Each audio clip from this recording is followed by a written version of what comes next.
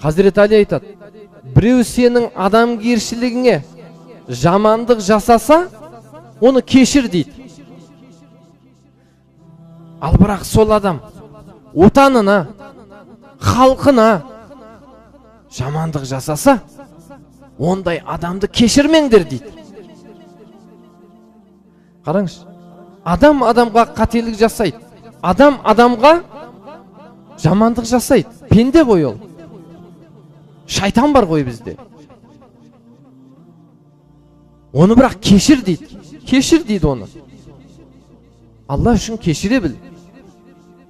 Бірақ отанына қиянат жасаса, халқына қиянат жасаса, арамызда жүрген мұсылмандар ата-анасына қиянат жасап, жүргой ағайын туысқанына қиянат жасап. Қараңыз, ондай адамды кешірмеу керек дейді. Оларға кешірім бермеу керек дейді. Міне ағайындар, ата-анасын сыйламайтын, ата-анасына қарсы шыққан адамнан не қайыр? Ол бұл дүниеде ешқандай қайыр шықпайды ондай адамдар. Ал біздің арамызда жүр, өзінше сунна ұстап жүргендер. Бәлесі жоқ сүннет түгіл оны. Аяғын жумайтындардың сүннеті бола ма? Міне сондайлар жүр.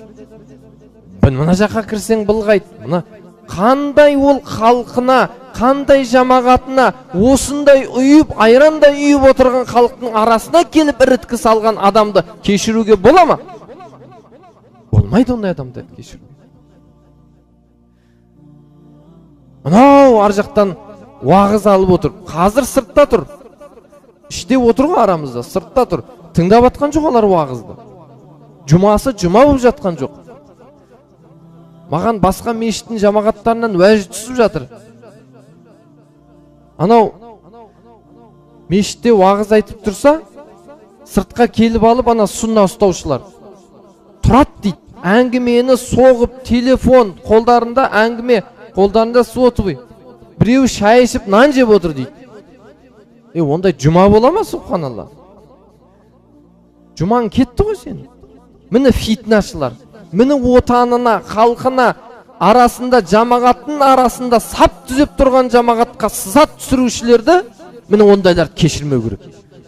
Олар отанына опасыздық жасаған адамдар. Міне арамызда жүр ағайындар. Көздерді ашып қарау керек.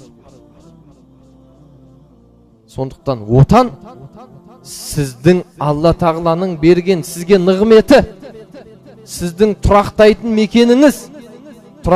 мекеніңізді таза ұстау, оған қиянат жасамау сіздің борышыңыз, парызыңыз. Осы үшін ертең ақыретте жауап береді солар. Біздің қанша күнде энергиямызды құртады, қаншама күнде намазымызда әмин іштен айт десең әдейіге айтады. Ертең ақыретке барғанда айтады, ей пәленше бергел дейді. Сен мешітке әминді айқайлап айту үшін бардың, сен Алланың разылығы үшін намаз оқуға барған жоқсың дейді. Не болады оны ақырет ертең? Не болады ертең оны ақырет?